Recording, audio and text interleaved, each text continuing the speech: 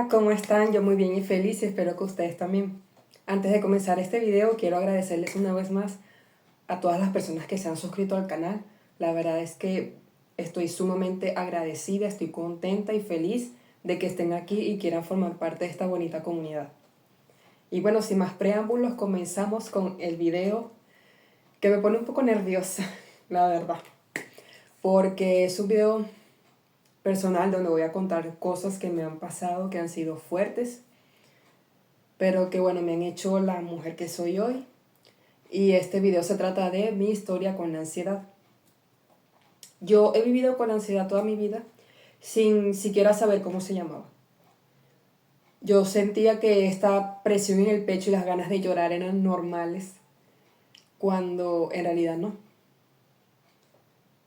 Y bueno, quiero empezar diciendo que todo este tema de la ansiedad comenzó sin yo saber de qué se trataba y empezó desde mi casa. Yo en la escuela tenía que ser la niña que sacaba las mejores notas y eso me lo inculcaban mis padres, ya que bueno, ellos pagaban por la educación y yo en retribución tenía que pues entregarles buenas notas. Y si era posible la máxima nota, que era 20.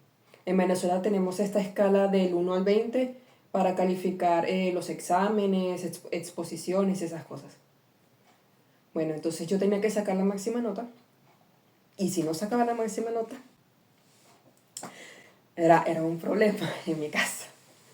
Era un problema porque me decían que yo tenía que ser la mejor, tenía que ser mejor que mis compañeros, tenía que demostrar que sabía más que los demás y que eso tenía que ser básicamente perfecta, cosa que nadie es, pero bueno, eso fue lo que me inculcaron.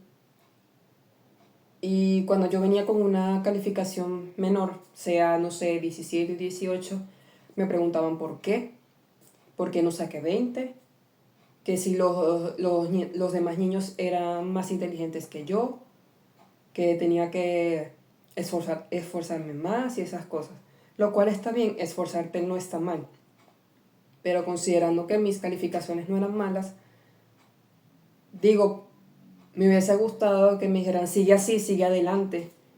Eres muy inteligente, eres muy capaz y sé que puedes sacar una mejor nota la próxima vez. Que creo que hubiera sido más constructivo, ¿no? Pero bueno, así pasó mi infancia, yo fui la niña de las mejores notas, lo cual me creaba esta incomodidad en mi pecho cuando venía un examen o tenía que presentar una exposición o una tarea, porque yo me estaba anticipando al qué va a pasar de mí si no tengo una mejor nota. Entonces me causaba esta inquietud en el pecho, quería a veces llorar, pero no lo hablaba con nadie porque yo sentía que eso era normal, que eso también le pasaba a otras personas. Pero como yo no hablaba de eso y nadie hablaba de eso conmigo y no le podía poner nombre a lo que me pasaba, yo pensé que o los demás lo ocultaban muy bien, o no les sucedía, o sí les pasaba pero decidían ignorarlo, o no sé. El caso es que yo recuerdo una vez vívidamente que estaba a punto de entregar una tarea, no me acuerdo cuál era, pero mi pierna no dejaba de moverse. Eso me pasaba cada vez que tenía que presentar algo. Era este movimiento de pierna repetitivo que te da cuando estás bajo mucha ansiedad. Y hasta el sol de hoy lo recuerdo y yo digo, siento que es mucho para una niña vivir esas cosas. Esa presión de querer ser más que el otro, cuando al final era una niña. Yo sé que tenía que aprender, pero tampoco era para ponerme en esa situación. Y bueno, aunado a eso estaban también otros temas ya más personales de que si era gorda, porque yo de niña era gordita. Y se empeoró cuando entré a la secundaria o el bachillerato, como le decimos en Venezuela. Entonces era no solamente que tenía que ser la de la mejor nota, sino que tenía que ser la más flaca, tenía que ser la del pelo liso, tantas cosas.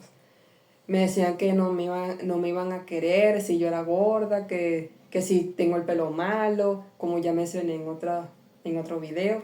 que se los voy a dejar al final de este. Que si mi nariz era fea, o sea, eran tantas cosas que me repetían y yo me las creía, porque bueno, eran mis padres, ¿no? Y a quién más le iba a hacer caso sino a mis padres. Bueno, fui creciendo, entré a la secundaria, engordé horrible. No sé si voy a encontrar una foto de cuando entré a la secundaria, pero la verdad es que fue esa transición de niñez a adolescencia. Uy, a mí sí me pegó muy duro. Uy, me pegó durísimo. Bueno, ahora que estoy echando para atrás para contarles esto, la verdad es que siento que pasé por mucho y la verdad espero yo que este video les sirva a todas las personas que están pasando por esto. Y bueno, entré a la secundaria y entre que me odiaba por mi aspecto, no me gustaba cómo me veía, el tema de la ansiedad por sacar buenas notas y ser la mejor y no sé qué, me afectó mucho. A nivel de que no tenía confianza en mí misma, cada vez que tenía que estudiar o hacer algo, yo sabía que no iba a sacar buenas notas. De hecho, fui bastante regular en la secundaria. No fui ni la mejor ni la peor estudiante, pero ya mi familia en esa parte no me criticaba tanto porque ya sentía que era mi responsabilidad sacar buenas notas. Ya dependía de mí, al igual que en la universidad. Ya eso corría por mi cuenta. Bueno, en ese tiempo que yo estaba en la secundaria, me inscribieron en clases de inglés, lo cual agradezco porque siempre aprender un idioma es muy bueno. Sin embargo, como yo venía arrastrando estas inseguridades en mí, cada vez que yo tenía que hablar en inglés, lógicamente, no era que lo hacía mal, porque yo sí entendía el idioma y lo entiendo, solamente que me cuesta hablarlo un poco.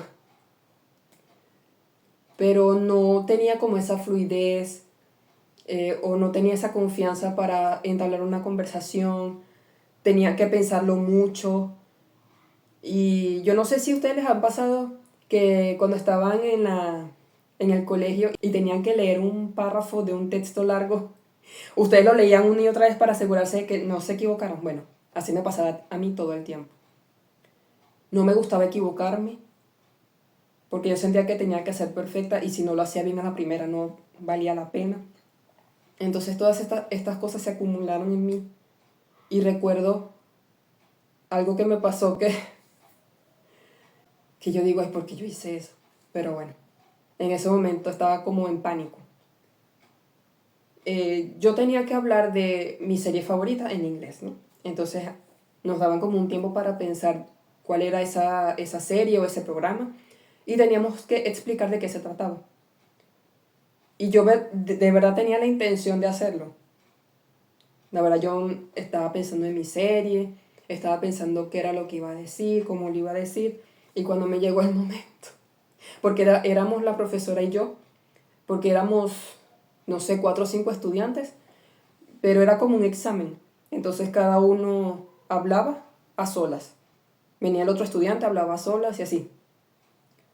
Cuando me tocó a mí, me puse a llorar de una manera que hasta hoy recuerdo y cuando yo me calmé, yo dije, pero qué ridícula, porque me puse a llorar, no era para tanto. Pero cuando estaba en ese momento yo dije, es que no lo puedo hacer bien, es que estoy demasiado nerviosa, no puedo hablar, se me traban las palabras, no sé cómo expresar esto que tengo que decir, estoy quedando en ridículo, no me va a salir, o sea, fueron tantos pensamientos al mismo tiempo que me puse a llorar. Y luego de ahí me fui a mi casa con mucha vergüenza porque no quería ver a nadie, no quería que me vieran con los ojos rojos ni nada por el estilo. Pero bueno, después de eso pasé la secundaria a duras penas. Entré en la universidad, estudié una carrera que no era mala, pero tampoco era la mejor porque yo en ese momento no sabía qué iba a hacer de mi vida. Entonces agarré la primera opción que fue recursos humanos y la estudié porque no quería quedarme sin estudiar ni hacer nada. Digo, no estudiar y no saber qué hacer con mi vida, y estudiar y no saber qué hacer con mi vida, pues prefería estudiar para por lo menos estar ocupada.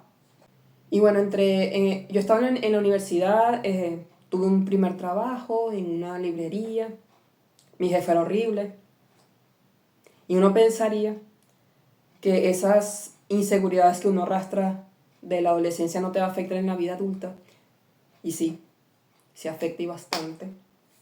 Afecta en la manera como tú te ves y cómo los demás te van a ver.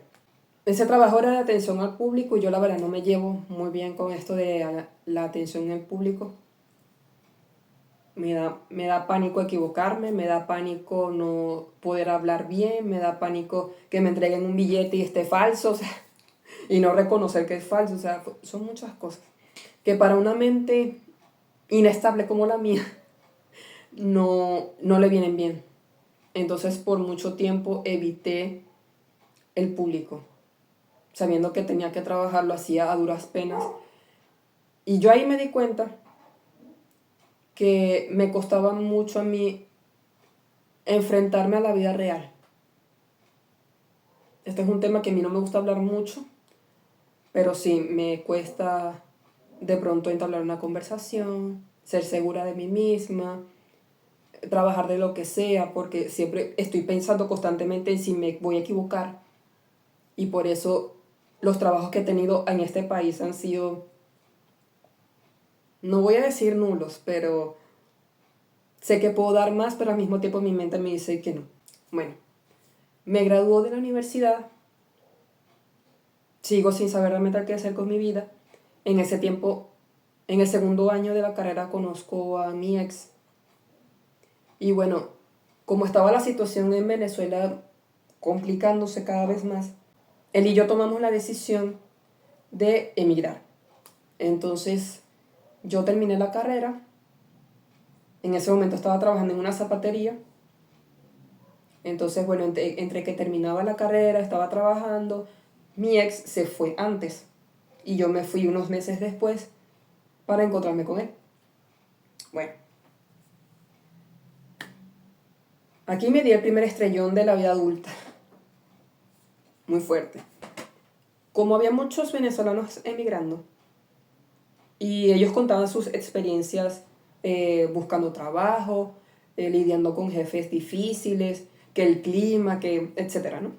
Yo, en mi ignorancia, decía que estas personas eran unos llorones, porque que les costaba trabajar y aguantar con tal de salir adelante. Me equivoqué. Me equivoqué. La verdad, hoy por hoy puedo entender el choque tan grande que significa emigrar para alguien. Sea la edad que sea, es un bajón bastante fuerte. Cuando yo llegué a este país y me tocaba esto de buscar trabajo y no sé qué, yo me quedaba como paralizada. Yo no podía entender qué me estaba sucediendo porque de verdad que era una parálisis tal que yo veía los anuncios de trabajo y yo decía, no, no vas a poder. No, este trabajo no, no vas a poder. Es que tú no eres buena para eso. Pero es que te vas a equivocar. Pero es que mejor no lo intentes. Y tanto fue ese choque mental tan fuerte que yo tuve que por mucho tiempo yo no trabajé. Y si trabajaba buscaba cosas que fueran sencillas y no duraba mucho ahí, porque yo lo que quería era estar en paz con mi mente. Y me costaba la idea de salir adelante, de trabajar, de echarle pierna, de echarle ganas, como hace un inmigrante, como tiene que hacer un inmigrante. Bueno, llegó la pandemia y bueno, mi ex y yo terminamos. Yo me tuve que ir de la casa donde nosotros estábamos y ese fue uno de los momentos más tétricos de mi vida. Porque como yo no había trabajado, no tenía ahorros, no tenía nada. Les puedo decir que yo no tenía ni dónde caerme muerta. Así de crudo se los digo. Suena feo, pero es así. Fue la realidad que me tocó vivir.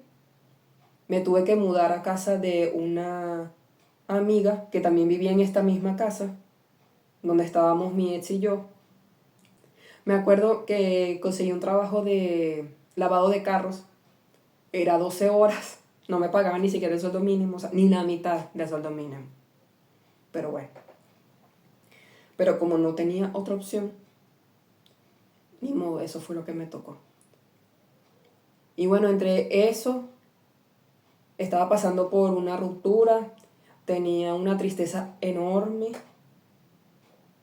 sentía que no valía para absolutamente nada, sentía que había fallado como mujer, como novia, como hija, como todo. Porque yo en esta relación que yo tuve, que fue bastante larga, fue también un poco tormentosa porque yo no sentía que estaba a la altura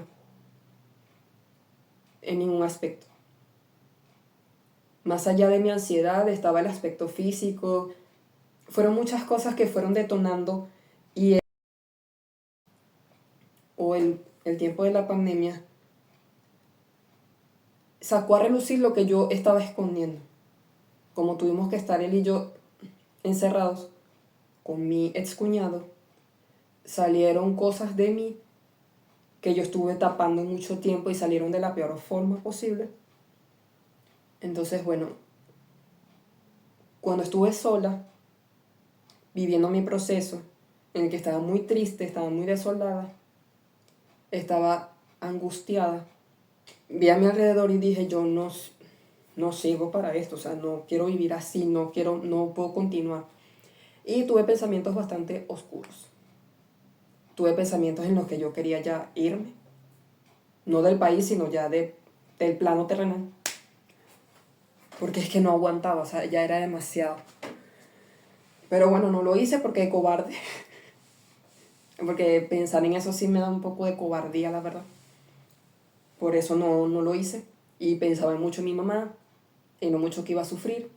Entonces, para yo evitar ese dolor, pues nada, yo me tragué eso y seguí. Seguí adelante, poco a poco conseguí otros trabajos más decentes.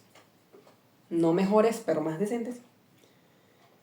Y bueno, del timbo al tambo llegamos al 2023, noviembre de 2023, en el que conseguí un trabajo en el que mi poca salud mental se fue al caño.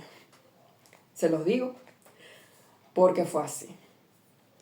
Yo entré a trabajar de lavaplatos en un restaurante, en un club muy top, muy fresa o pituco o cifrino, como lo quieran llamar, dependiendo de donde me estén viendo.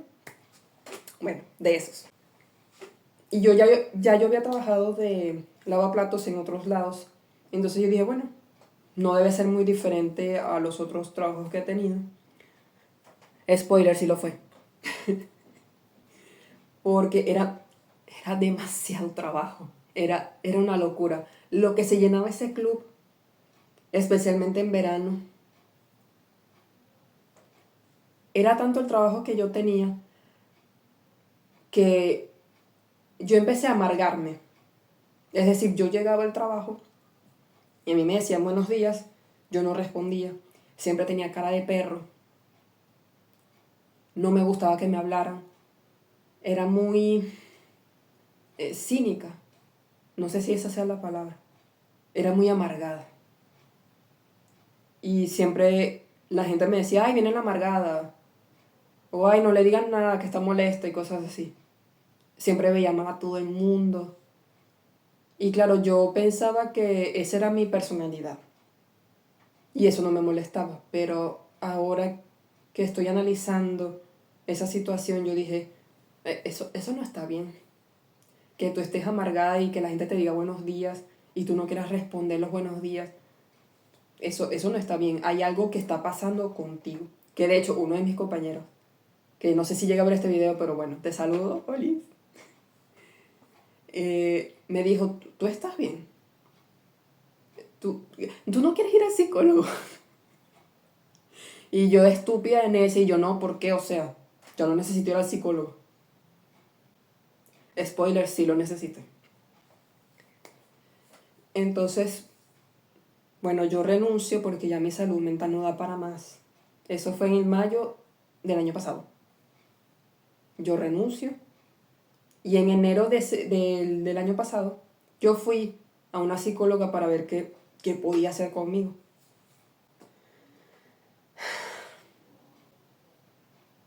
Fue fuerte. Porque cuando yo estuve ahí, estuve hablando de todas las cosas que me habían pasado desde la niñez, porque uno tiene que revolver ese lodo, y uno tiene que sacar todo para que la doctora te diga qué está pasando contigo y cómo te puede ayudar. Me dice, por lo que me estás contando, no te puedo ayudar, porque tu ansiedad viene desde muy niña. Si tu ansiedad hubiera nacido por emigrar, con la terapia cognitivo-conductual, algo así me dijo, si te hubiera podido ayudar. Pero esto ya viene de años y vas a necesitar medicamentos. Y si no tratas esto con medicamentos, cuando seas más adulta, te va a dar demencia. Y yo, ¿cómo que demencia? No. A mí no me puede dar demencia. Lo prohíbo.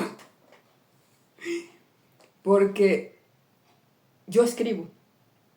Me encanta escribir. Es mi vida, es mi pasión, mi todo. Yo no puedo sufrir de demencia. O sea, ¿cómo yo voy a poder vivir sin recordar mi nombre? No, yo no puedo. O sea, nada más de pensar que voy a olvidar hasta mi nombre, me da pánico. Ahí fue cuando yo dije, ya va. Tengo que hacer un parado aquí porque si no me va a seguir estrellando y ¿qué va a pasar de mí? Me va a dar algo. No puedo continuar así. Bueno, total que yo quería continuar con las sesiones del psiquiatra porque me derivaron a un psiquiatra, pero yo no tenía money, no tenía dinerito. Bueno, renunció en mayo y al mes consigo otro trabajo que fue peor que el que conseguí en el club. No duré ni un mes y colapsé. O sea, mi mente estaba ya en que no daba para más. O sea, yo dije ya, hasta aquí. En este trabajo yo me desmayé. Colapsé. Por una situación que había pasado en el trabajo, me empecé a sentir mal. O sea, sentía que necesitaba aire porque estaba dentro de una cocina y estaba el comedor afuera. Entonces yo dije, voy a tomar un poco de aire porque me estoy sofocando. Y ya. Me desmayé. Después de eso fui al médico para que me hicieran unos exámenes, no sé qué. Pero yo sabía que yo tenía que ya ir al psiquiatra. Y al día siguiente de que me pasó eso, me llaman de Recursos Humanos para decirme, porque no les conté algo. Antes de yo entrar a este trabajo, a mí me hicieron un examen de todo. O sea, me chequearon hasta la parte psicológica.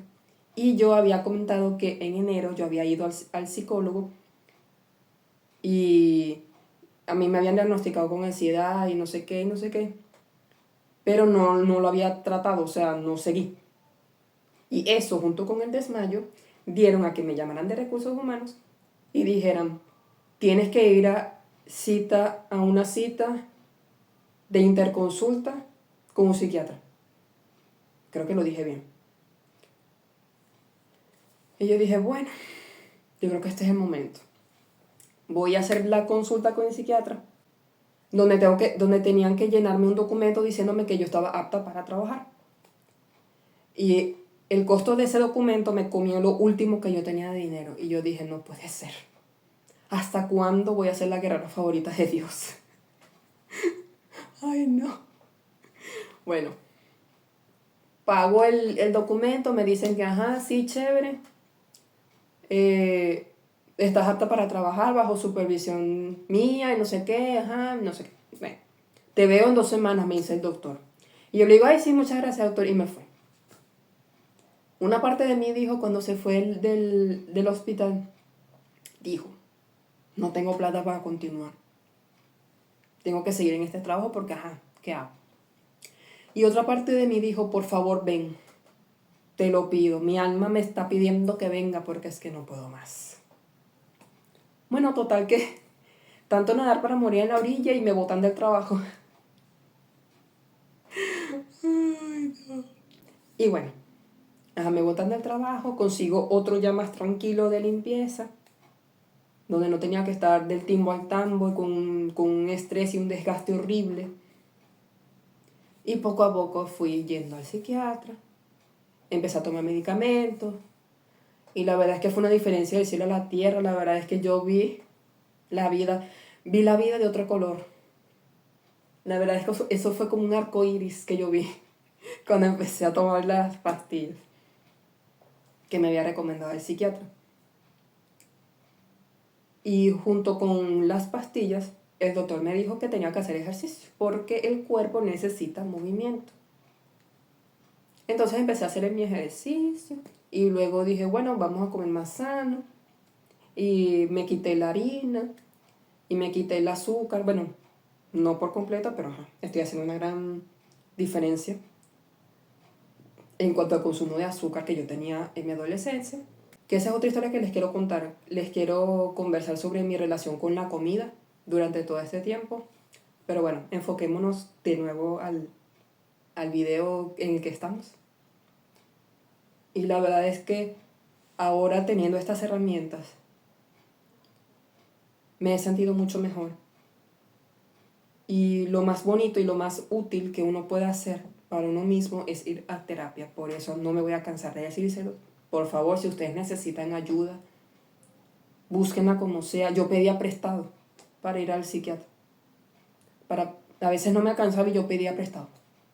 Porque yo decía, prefiero eso a que mi mente se vaya por un tubo y pasarla peor.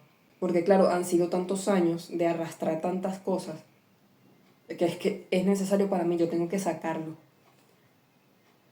Y bueno, me he sentido mucho mejor. Ahora sé qué herramientas tengo para combatir la ansiedad cuando me sucede. Y eso es lo bueno, que ya conozco esta parte de mí, sé qué me pasa, sé cómo y por qué me pasa y qué puedo hacer para darle la batalla, porque no pienso dejar que me gane, ni mucho menos voy a dejar que me dé demencia. No puedo sufrir de demencia. Entonces, mi último mensaje que les quiero dar es que si ustedes están pasando por esto desde su infancia, quiero decirles que no están solos, que eso tiene nombre, que sí se puede salir adelante. Pidan ayuda, por favor. Se los pido. No saben lo bien que se siente pedir ayuda. Uno puede y es capaz de hacer sus cosas solo, pero hay momentos en los que el cerebro dice, no aguanto más. Por favor, pide ayuda. Y si tú has sufrido de ansiedad desde hace poco, de hace unos años o de hace unos meses, no voy a decir que eres afortunado porque al final sufrir de ansiedad es horrible, pero tienes más herramientas para tratarlo sin pastillas. Con un buen tratamiento conductual lo puedes lograr, pero en mi caso no, porque yo tengo esto desde niña y dentro de todo se puede considerar que eres afortunado. Vamos a decirlo así, afortunado. Porque lidiar con esto desde tu infancia es como una maleta que no te permite soltarla. Que tú sabes que te hace daño, pero no la puedes soltar. En cambio, si ya tú sabes cómo te estás sintiendo justo ahora, si eres adulto, es un poco más fácil, un poco más sencillo. Aunque igual es una lucha, porque la mente es tan poderosa y al mismo tiempo tan frágil si te descuidas, por toda la rapidez con la que sucede todo a cada momento, con el exceso de información, el bombardeo de tantas cosas y las inseguridades que uno siente y las dudas que uno tiene acerca de sí mismo. Son tantas cosas que si no te pones al día, te carcome, te carcome. Y yo lo último que quiero es que ustedes pasen por esto. Así que, por favor, pidan ayuda y no esperen a último momento para pedirla, porque si se puede prevenir, mejor. Y bueno, voy a dejar este video hasta aquí. Esto ha sido un resumen de mi vida, de cómo he llevado la ansiedad. Si les gustó este video, por favor, denle me gusta, suscríbanse. Si ustedes quieren contarme su historia con ansiedad, me lo pueden dejar en los comentarios. Yo estaré más que feliz de leerlos. Les quiero recordar también que mi libro Hollywood Tonight está disponible en Amazon. Es una bonita historia de amor y de superación personal. Yo me despido en este video. Muchas gracias por estar aquí y nos vemos en el siguiente. Chao.